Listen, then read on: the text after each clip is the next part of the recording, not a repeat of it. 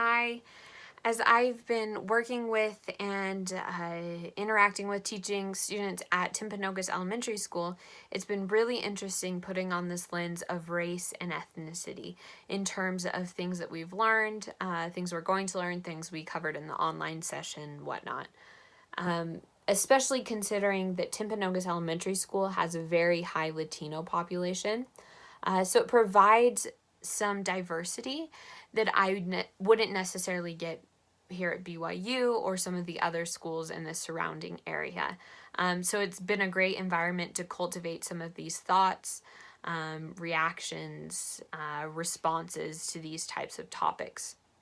One main thing that I've observed and have been really thinking about is this idea that younger students, I've been working with first and third graders, they have an awareness of differences between their race and perhaps the cultures they come from, but there's not this sense of dwelling on that or this sense of separation that occurs with this based on my observations. I don't try to pretend that that's the absolute reality, but to me it seems like there's not as much of this sense that these things cause separation.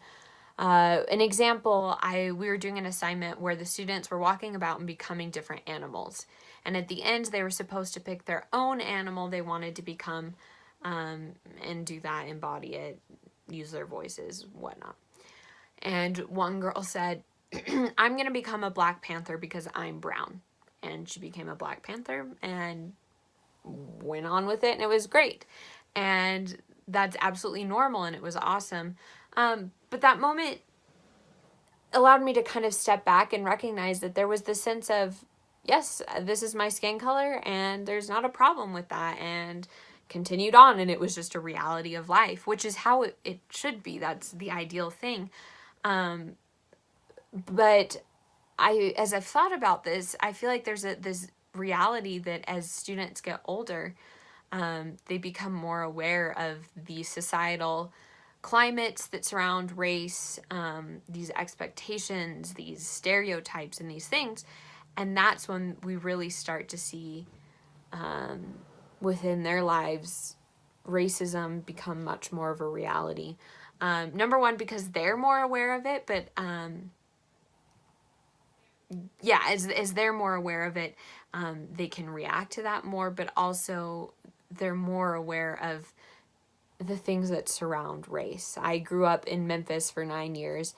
In elementary school, I don't even remember thinking of race, or at least dwelling on that. But as I moved into middle school and higher, there came these very clear divisions and this tension that grew out of racism, because I think we were all more aware of that being there. But also as we were able to grapple more with our own race and these ideas that surround that. And also there's a more clear sense of ethnocentrism. I know my culture, so I put on that lens and compare it to your culture. These things, it became much more present and much more clear. So kind of in summary there, this really solidifies this idea in my mind that racism is a product of society. That society has these ideologies, these things that surround race and ethnicity. And as people buy into those things and allow those things to govern how they act, racism becomes very clear in all its different forms. Particularly, I think we're more aware of the overt racism, but it's definitely present in all the other ways, as we've kind of discussed in the online session. And I had a thought, and it ran away from me. But sorry. Oh, and this idea too of as the ideologies form, hegemony becomes very present as dominant races press their ideologies on others, and these things occur. So those are my thoughts there. And then also, sorry, it's running a little bit long, but just a summary. I think as teachers, we should really be thinking about how we can cultivate environments in our classes that obviously we're not able to diminish or destroy racism in any way, but create environments where we can have these conversations, grapple with these things, and understand that racism is unacceptable. And we're not going to be able to force any students to change their minds, but we certainly can provide an environment that can facilitate healthy thinking of these things and perhaps altering of ideas and relating to others, which is something great that comes with theater.